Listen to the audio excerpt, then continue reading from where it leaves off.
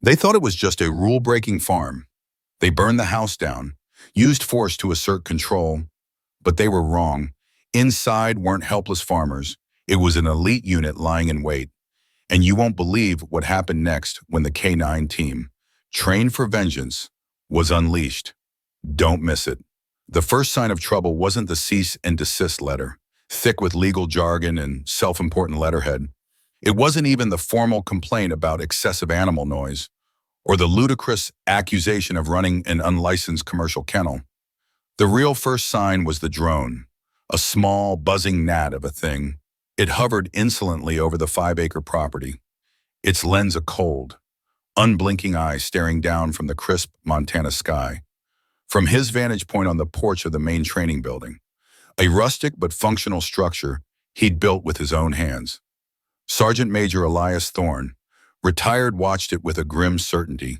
He knew who it belonged to. The Meadowbrook Harmony Homeowners Association. They were a plague upon the valley, a self-appointed tribunal of busybodies and petty tyrants who had somehow mistaken their charter meant to ensure trash cans were hidden and lawns were mowed for a license to wage war on anyone who didn't fit their beige, meticulously curated vision of suburban paradise. Elias's property, a sprawling farmstead technically outside their jurisdiction, but sharing a long, contentious border, was their obsession. They called it the farm, a derogatory term spat out in their monthly meetings, a place of supposed uncivilized chaos on the edge of their perfect world. They had no idea what it truly was. They saw a few scattered barns, a well-fenced perimeter, and heard the occasional chorus of barks. They concluded it was a farm, a messy, unruly, and therefore offensive. Farm, this ignorance was their fatal flaw.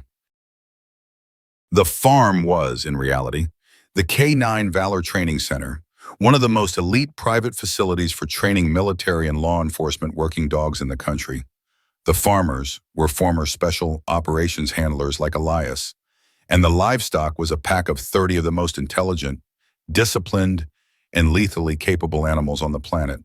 There was Havoc, a sable German shepherd who could detect 14 different explosive compounds from half a mile away. There was Ghost, a snow-white Belgian Malinois whose silent takedown was a thing of terrifying beauty. There was Judge, a massive Rottweiler with a bite force that could snap bone like a twig, but the discipline to hold a suspect immobile without breaking the skin. Each dog was a multi-thousand-dollar asset, a fusion of instinct and relentless training, bonded to their handlers with a loyalty forged in shared hardship. The HOA, led by a man named Gregory Finch, a retired mid-level executive with a soft body and an iron fist, saw only violations. They saw unapproved structures, the obstacle course, excessive noise simulated combat training, and an unseemly number of animals. Their campaign of harassment had been escalating for months. Fines were mailed, which Elias ignored. Threatening letters were sent, which he used for kindling. Now, the drone suggested a new phase. They were gathering intelligence, preparing for a new line of attack. Inside the main training hall, the dogs were running a scent detection exercise. The air was thick with the smells of sweat, dog, and the faint, specific chemical signature of C4 hidden inside a sealed container. Havoc moved with a fluid grace, his nose working a constant, invisible grid across the floor. His handler, a former Navy SEAL named Marcus, watched with the quiet intensity of a predator himself. "They're getting bolder, Marcus said, not taking his eyes off his dog. "Finch was at the county planning office again yesterday, trying to get our agricultural zoning revoked." Elias grunted, his gaze still fixed on the drone hovering near the tree line. Finch is a man who confuses authority with power. He thinks his little rulebook gives him the right to dictate lives. The latest letter had been the most audacious yet. It cited a litany of supposed infractions, from the color of the barn roof to the height of the chain-link fence. It ended with a stark, unbelievable demand. All non-domesticated animals must be removed from the property within 30 days, or the association will take direct action to remedy the violations in accordance with our community covenants. Direct action. The phrase hung in the air, thick with a nauseating blend of arrogance and menace. It was the kind of language used by people who had never faced real consequences, who believed their paper-thin authority was an impenetrable shield. They were threatening to come onto his land, a sanctuary for warriors, both human and canine, and enforce their suburban whims. That evening, as the sun bled out behind the jagged peaks of the Rockies, Elias gathered his team, 6 men, all veterans, all with the quiet, dangerous competence that comes from years of operating in places where a single mistake could mean death. He laid the HOA's letter on the table. "They've pushed it too far," he said, his voice a low, gravelly rumble. "They think we're just some stubborn farmers. They're about to find out how wrong they are." The plan wasn't one of aggression, but of readiness. They would reinforce the perimeter. They would run drills for a containment scenario. Every dog, every handler would be prepared. They wouldn't start a fight, but by God, they would be ready to finish one. The final straw came a week later. The power to the facility was cut. A clean, professional snip at the main transformer box just off the county road, when the backup generators kicked in with a roar. The drone was back, this time accompanied by 2 more. They moved in a coordinated pattern, a prelude. Elias watched them on the security monitor. He saw the flicker of headlights at the main gate, a convoy of vehicles, not county sheriff cruisers, but oversized pickup trucks and SUVs, all bearing the same obnoxious Meadowbrook Harmony HOA emblem. Doors opened, and figures emerged. They wore matching tactical-style uniforms, khaki pants, black polo shirts, and baseball caps, all embroidered with the HOA logo. They carried heavy flashlights, bolt cutters, and something else that made Elias's blood run cold: canisters and torches. They looked like a bizarre parody of a SWAT team, cosplaying as enforcers. Through a long-range microphone pointed at the gate, Elias could hear Finch's reedy, amplified voice cut through the night. "This is a final notice of violation. The property is in breach of community standards. We are exercising our right to secure the premises and remove all non-compliant elements."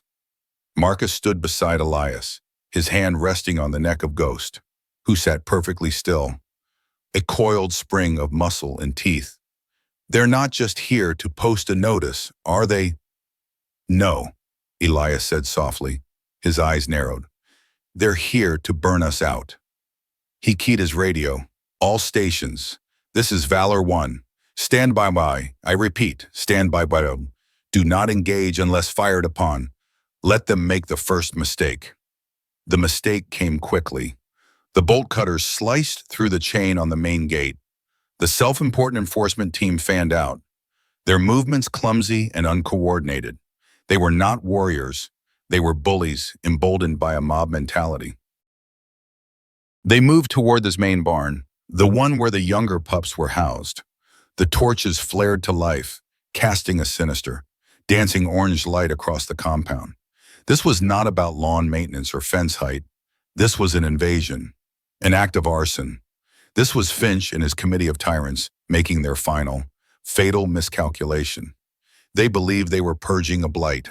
They had no idea they were lighting a fuse on a powder keg, and that the explosion would be handled by a pack of the most loyal, disciplined, and formidable guardians they could ever have the misfortune to provoke.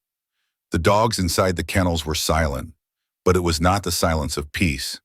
It was the silence of anticipation. The trained, focused silence before the storm.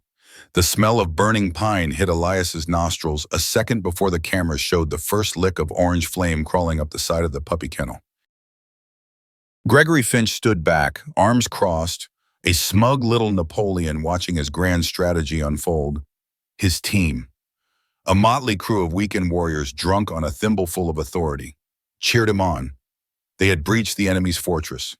They were striking a blow for beige vinyl siding and manicured lawns everywhere. They were fools, and their foolishness had just signed a warrant they had no ability to execute. They fired the first shot. Marcus breathed, his knuckles white where he gripped the edge of the console. Ghost, sensing the shift in his handler, rose from his sit, every muscle quivering. He didn't make a sound, but his presence filled the room with a palpable sense of impending violence. "Affirmative," Elias said, his voice dropping into the calm, clipped tone of command he'd used in 100 firefights. This was no longer a dispute. It was an engagement. "Valor team, execute Firebird. Priority 1 is containment and evacuation of Kennel Bravo. Priority 2 is perimeter security. Rules of engagement are strictly non-lethal for now. Herd them, don't harm them, let them see who we are. Go." The order was an electrical current. The team moved with a silent, fluid economy that would have been invisible to the untrained eye. There was no shouting, no wasted motion. Within 30 seconds, 2 men were sprinting toward the burning kennel with high-capacity fire extinguishers. Marcus and Lena, the team's medic and a former Air Force K-9 handler, moved right behind them, equipped with smoke hoods and evacuation leashes. The remaining 2 handlers, Jax and Rico, fanned out into the darkness, their objective to seal the compound. The main gate was already compromised, but there were 3 other ways off the property, and the HOA's clumsy mob was about to find themselves in a cage of their own making. Then, Elias flipped a single switch on his console. The effect was instantaneous and terrifying. From the main kennel block, 100 yards from the burning barn, 30 elite working dogs erupted in a synchronized, disciplined barrage of barking. It was not the frantic yapping of scared animals. It was a calculated, deep-throated roar, a wall of sound that vibrated in the chest and rattled the teeth. It was the sound of controlled fury, a promise of violence unleashed on command. Finch's team froze. Their celebratory mood evaporated, replaced by a primal fear. The sound was unlike anything they had ever heard. It wasn't just barking, it was a declaration of war from a force they hadn't even seen yet. Their flashlights darted nervously into the darkness, illuminating nothing but dancing shadows and the swirling smoke from the fire, which was now spreading with alarming speed, fanned by the evening breeze. The dry timbers of the kennel were catching, and what was meant to be a symbolic act of intimidation was rapidly becoming an uncontrollable inferno. "What is that?" One of the HOA enforcers yelled over the K-9 thunder, his voice cracking. "Shut up and hold the line," Finch shrieked, but his own bravado was gone, replaced by the reedy panic of a man who has just realized he's kicked a hornet's nest the size of a small car. His team began to back away from the fire, their clumsy formation breaking apart. They had come for a bonfire and a show of force. They were not prepared for the reality of a structure fire or the psychological warfare being waged against them by an unseen enemy. Through the smoke, 2 figures emerged, Marcus and Lena, moving with the unhurried urgency of true professionals. They disappeared into the burning kennel without hesitation. The HOA team watched, stunned into inaction. These weren't the cowering farmers they had envisioned. These people were moving into the fire. A moment later, Lena emerged, leading a line of 6 German Shepherd puppies. They were only 4 months old, but they moved with a preternatural calm, healing perfectly at her side, even as embers rained down around them. They weren't yelping or panicking.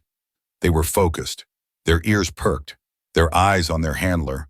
One of Finch's men, a portly man named Dave who managed the HOA's newsletter, stumbled backward and found himself in the puppy's path. Instinct, honed by generations of breeding and the very beginnings of training, took over. The lead puppy, a sable female named Vixen, stopped. She planted her feet, lowered her head, and a growl rumbled from her tiny chest, a perfect miniature of the adult roars echoing from the main kennel. She didn't attack. She held her ground, a furry little sentinel guarding her siblings and her handler. Dave froze, his eyes wide with disbelief. A puppy, a thing he would have expected to pet, was holding him at bay with the focused intent of a trained guard. The absurdity of it was overshadowed by the sheer menace. This was not a farm. This was something else entirely. Marcus emerged next, carrying 2 smaller Malinois pups in his arms, their faces peeking out of his jacket. He didn't even glance at the HOA team. His focus was entirely on the mission. his movements precise and economical. He and Lena guided the puppies toward a secondary, fireproofed containment building, their silhouettes framed against the growing blaze. The fire was now a monster. Flames licked 20 feet into the air, and the roof of the kennel groaned, threatening to collapse. The heat was intense, pushing Finch and his band of vigilantes further back. Their pathetic fire extinguishers, the kind you keep under a kitchen sink, were still clipped to their belts, completely forgotten. They were spectators at their own disaster. Then, Elias's voice boomed from speakers strategically placed around the compound. It was magnified, impossibly calm, and utterly dominant. It cut through the roaring fire and the cacophony of the dogs. To the members of the Meadowbrook Harmony Homeowners Association, you are trespassing on private property. You have committed felony arson. You have willfully endangered protected assets. You are now considered a hostile force. There was a pause, a moment for the weight of the words to sink in. The barking from the main kennel stopped as abruptly as it had begun, leaving an eerie, ringing silence broken only by the crackle of the flames. You have 60 seconds to draw your tools and any incendiary devices. Elias's voice continued, each word a chip of ice. Place your hands on your heads and walk to the center of the driveway. Your vehicles are disarmed. Law enforcement and the fire department have been dispatched. Their response time from this location is approximately 20 minutes. What happens between now and then is up to you. Make no mistake, you are no longer in control here. The spell was broken. The HOA team looked at each other, their faces pale with terror in the firelight. They looked at the burning building, at the disciplined figures of the handlers, and heard the ghost of that terrifying, synchronized barking in their ears. They had come as a conquering army. Now they were trapped, outmaneuvered, and facing a foe they couldn't begin to comprehend. Gregory Finch's face, once flushed with righteous power, had crumpled into a mask of pure, unadulterated fear. He had wanted to teach the farmer a lesson.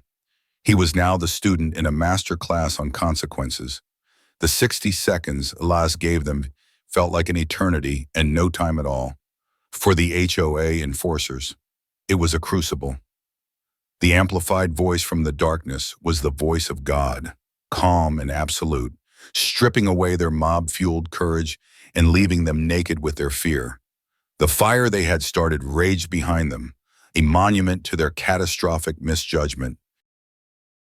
In front of them, the darkness was alive, promising a response they couldn't fathom. Gregory Finch, their leader, was the first to break. His face, slick with sweat and illuminated by the inferno he'd commissioned, was a mess of conflicting emotions: terror, humiliation, and a dawning, sickening understanding of his folly.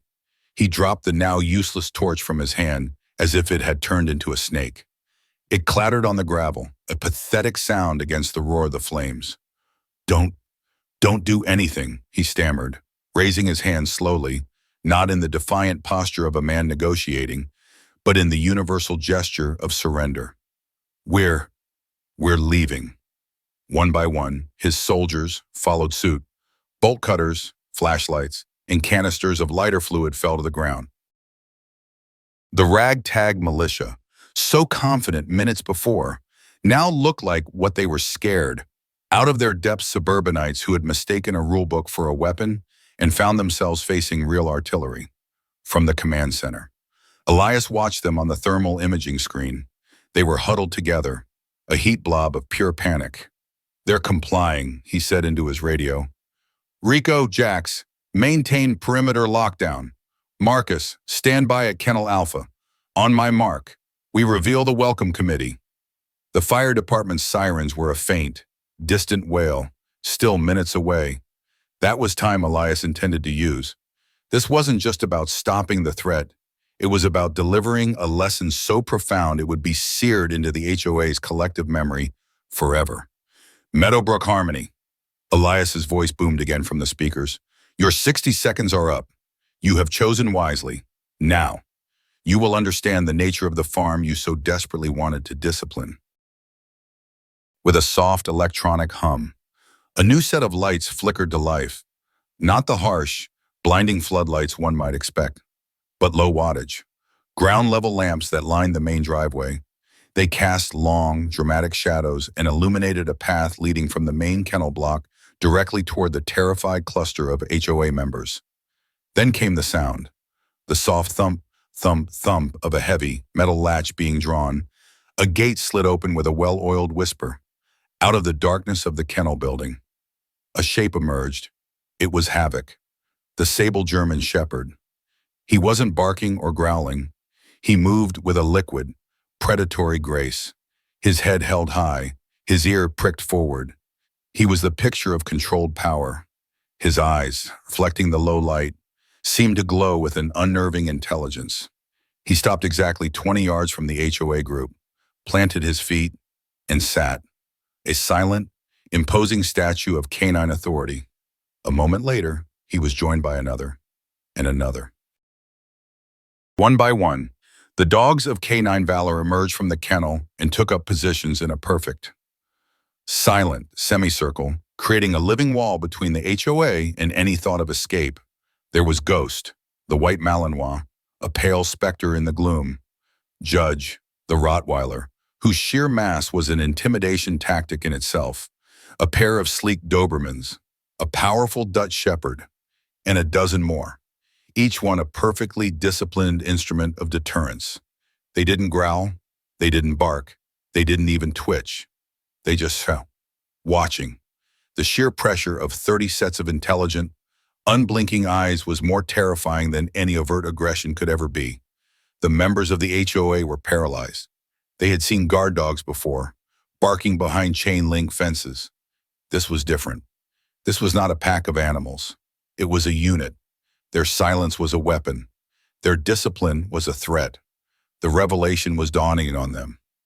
Piece by agonizing piece. This wasn't an unlicensed kennel. This wasn't a noisy farm. This was a private army.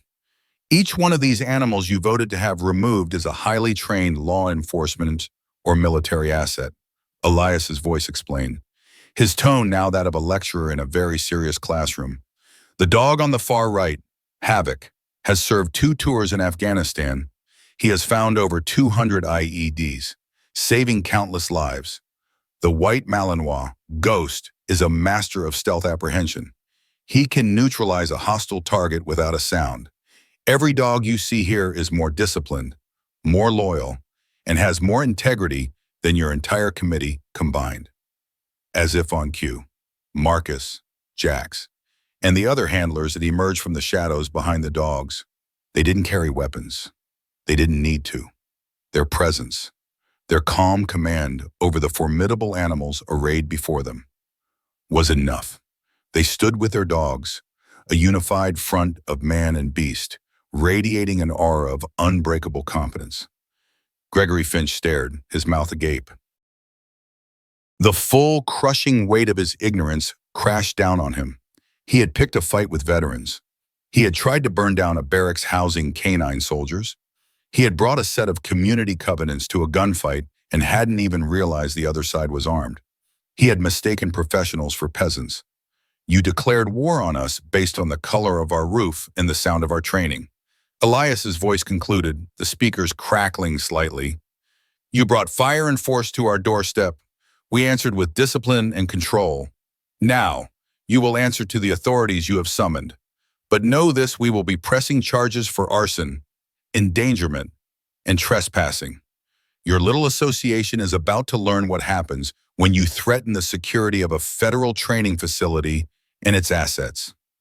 The word federal was the final nail in the coffin.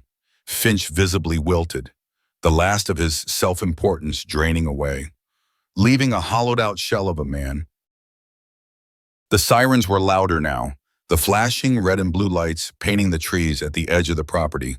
Help was arriving, but not for him. The fire trucks and sheriff's cars that pulled up to the gate weren't coming to save him from the farmer. They were coming to arrest him at the request of the quiet, professional warriors he had been so eager to provoke. The power hadn't just shifted, it had been revealed to have been on one side all along. The HOA had never stood a chance. They just hadn't been smart enough to know it. The arrival of the official cavalry was not the chaotic scene the HOA might have expected. The lead vehicle. A mud-splattered sheriff's department Ford F-250 didn't race in with sirens blaring. It rolled to a controlled stop at the gate, which Jack swung open with quiet efficiency. The man who stepped out of the driver's seat was Sheriff Brody, a tall, weathered man with a walrus mustache and eyes that had seen everything the Montana landscape could throw at a person. He took in the scene with a single, sweeping glance: the burning kennel, the solemn, professional-looking men, the terrified huddle of HOA members, and the silent, immovable wall of bone. He didn't look at the fire first, he looked at the dogs, and a slow nod of understanding dawned on his face. He walked straight to Elias, his hand outstretched. "Elias," he said, his voice a low baritone that carried easily in the night air. "Looks like you had some trouble with the neighbors." "Evening, John," Elias replied, shaking his hand. "They decided to escalate their complaints about my lawn ornaments." Sheriff Brody allowed himself a wry smile. He gestured with his chin toward the pack. "Those are some mighty fine lawn ornaments. See, you've got Ghost looking sharp as ever." But the casual first-name basis of the exchange was the final, devastating blow to Gregory Finch's psyche. This wasn't just a farmer. This was a man the county's chief law enforcement officer knew and respected. The entire foundation of his worldview, that he was the authority, the enforcer of rules, crumbled into dust. Brody turned his attention to the cowering group of HOA members. His friendly demeanor vanished, replaced by a gaze as hard and cold as a winter river. He walked toward them, his boots crunching on the gravel, a sound that seemed to echo with impending judgment. He didn't need to consult a manual or a committee. He saw the torches on the ground, the canisters, the terror on their faces, and the burning building. "Gregory Finch," Brody said, his voice flat. He didn't have to ask who the leader was. Finch's desperate attempts to look important made him stand out. "You and your friends are under arrest for conspiracy, felony arson, and criminal trespass." But they were in violation," Finch squeaked, a last pathetic attempt to assert his non-existent authority.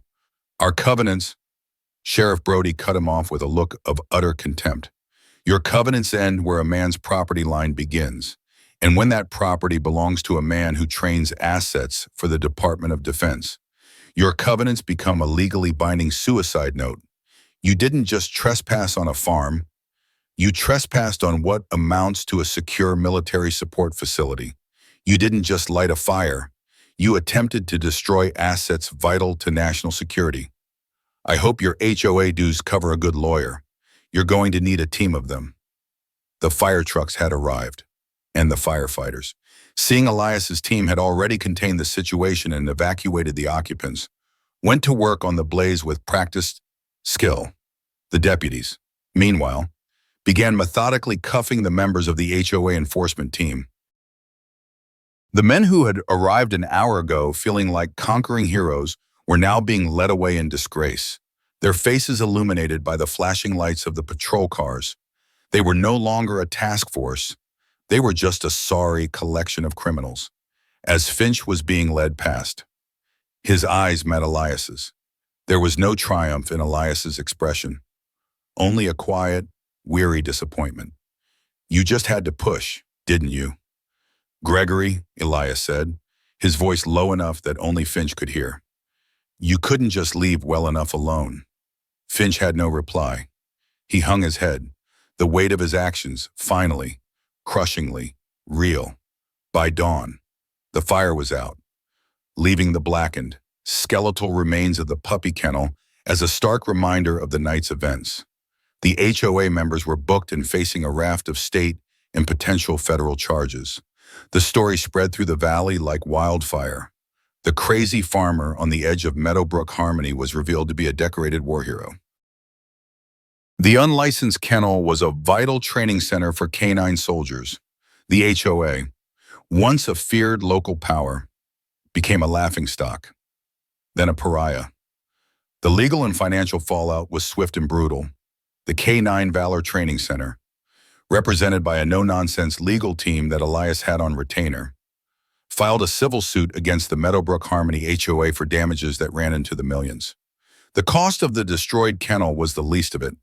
The real value was in the lost training time, the relocation of the pups, and the security upgrades now required.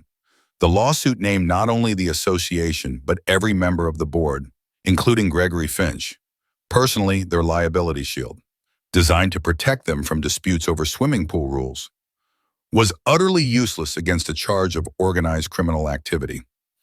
The HOA's insurance company took one look at the sheriff's report and denied their claim, citing the intentional criminal acts exclusion. Within a month, the Meadowbrook Harmony HOA was forced into bankruptcy, its assets liquidated to pay a fraction of the damages. Finch lost his house, his savings, and what was left of his reputation. Life at the K-9 Valor Training Center returned to its rhythm, but with a newfound sense of peace, the drone was gone. The threatening letters stopped. The new quiet from the direction of Meadowbrook Harmony was absolute. A week after the fire, Elias stood on the porch of the main building, sipping a cup of coffee.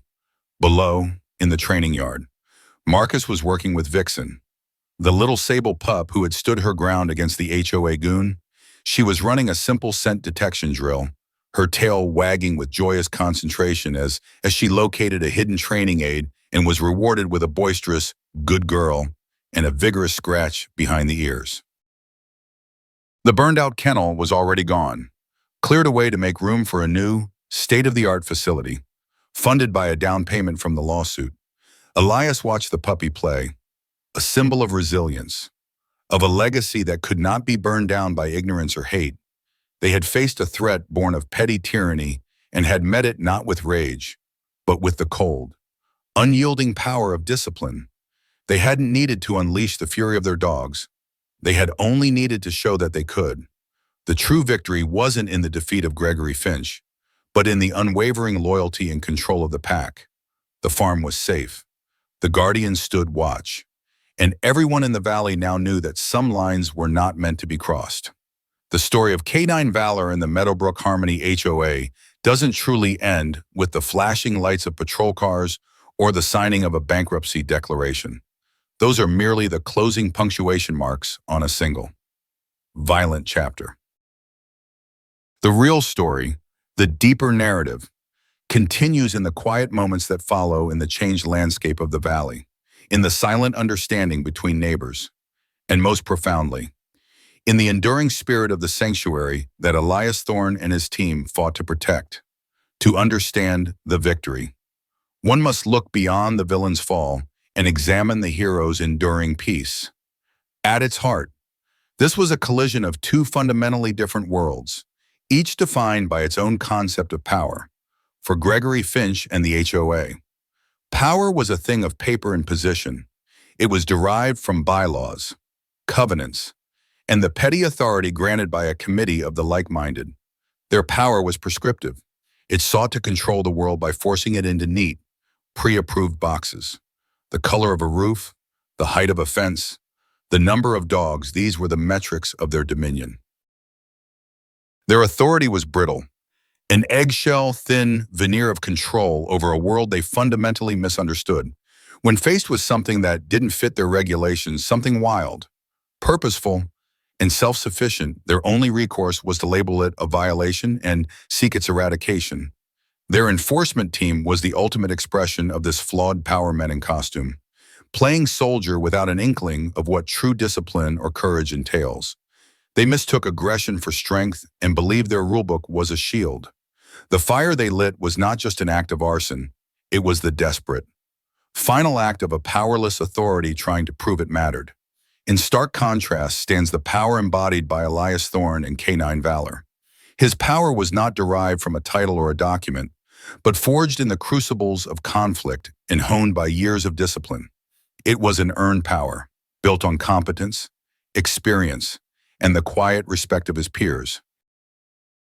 It wasn't prescriptive, it was responsive. It didn't seek to control the world, but to understand it and navigate its dangers with calm proficiency. Where the HOA saw chaos in the barking of dogs, Elias heard a symphony of communication. Where they saw an unkempt farm, he saw a meticulously designed training ground. His authority was not brittle. It was resilient, like tempered steel, because it was based on truth and capability. The ultimate expression of his power was not the unleashed fury of his dogs, but their perfect silent control. In the story's climax, the 30 dogs sitting in a silent, watchful semicircle were infinitely more terrifying to the HOA than a snarling, aggressive pack would have been. That silence, that discipline, was a language of power Finch could not comprehend. It spoke of a strength so absolute it had no need for bluster or threat. It simply was. This conflict also served as a profound exploration of what constitutes a community. Meadowbrook Harmony, despite its idyllic name, was not a community, it was a conformity club. Its bond was not one of mutual support, but of mutual surveillance.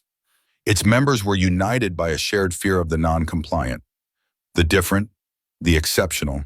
They enforced harmony with threats and fines, creating a sterile, anxious environment where the primary social activity was judgment. It was a fragile ecosystem, easily shattered by the introduction of an element it could not intimidate.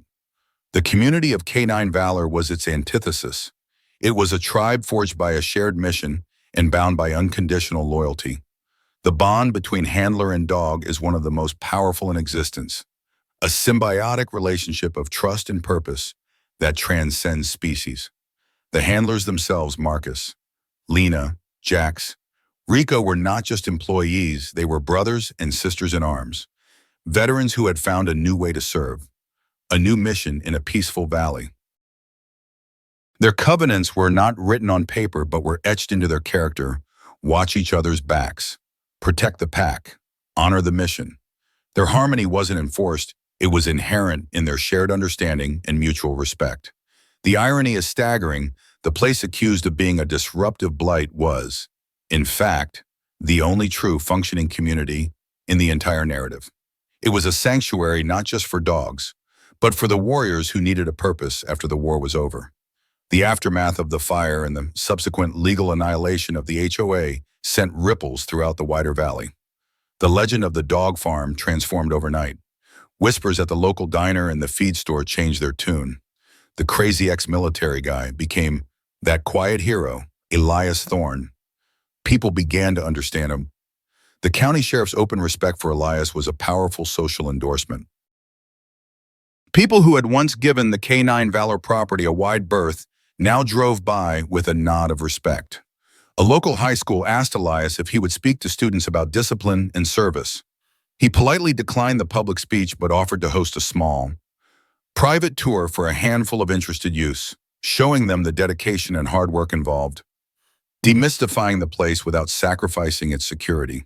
The fall of Gregory Finch served as a cautionary tale. He and the other board members became social pariahs in the very community they had sought to dominate, stripped of their authority and facing financial ruin.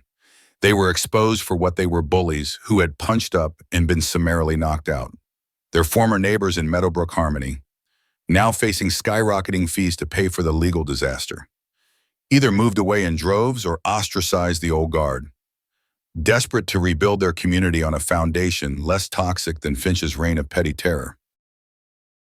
The beige houses and manicured lawns remained, but the illusion of harmonious authority was shattered forever. But the most important part of the story's resolution lies with the dogs. They were the silent protagonists, the loyal soldiers at the heart of the conflict. The story vindicated their existence. Havoc, Ghost, Judge, and the others were not just animals, they were partners, assets, and for the men and women of K-9 Valor, they were family. They represented the highest ideals of loyalty and courage. The young pup, Vixen, who stood her ground not with aggression but with defiant presence, encapsulated the spirit of the entire facility. She didn't need to bite, she just needed to be brave. Her growth and the construction of the new improved kennel symbolized the ultimate triumph of K-9 Valor. They had not only weathered the storm but had emerged stronger, their foundations reinforced, their purpose clearer than ever. In the end, this narrative serves as a powerful reminder for our own world. It is a testament to the fact that true strength is quiet, disciplined, and patient. It does not need to advertise itself with threats or displays of aggression. It is a warning against the arrogance of ignorance and the dangers of allowing petty tyrants to wield authority they haven't earned. And it is a celebration of the unconventional family, of the tribe you build from shared purpose and unwavering loyalty.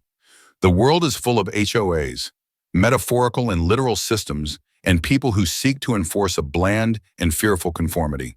And the world is also full of quiet sanctuaries like K-9 Valor, places where excellence and discipline are nurtured in the shadows. Thank you for joining us on this journey into the heart of a Montana valley, for watching this clash of worlds unfold. We hope this story resonated with you, not just for its dramatic action, but for the deeper questions it raises about power, community, and the nature of the quiet warrior who lives next door. The greatest heroes and the most formidable guardians are often the ones you don't see coming. If you were moved by the story of Elias and his incredible canine companions, please give this video a thumbs up and subscribe to our channel for more tales of justice and unexpected heroism. Let us know in the comments below what, to you, is the difference between real power and mere authority. We read every comment and look forward to hearing your thoughts. Until next time, remember to respect the quiet ones. You never know what kind of pack they have watching their back.